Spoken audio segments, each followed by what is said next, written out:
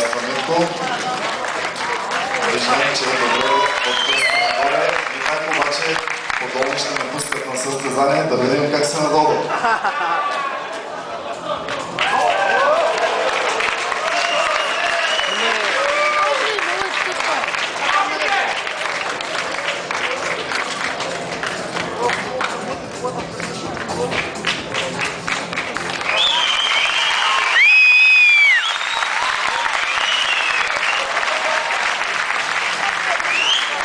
Това всичкото е жива маса 130 кг. Аплодисменти за Митко Димитров.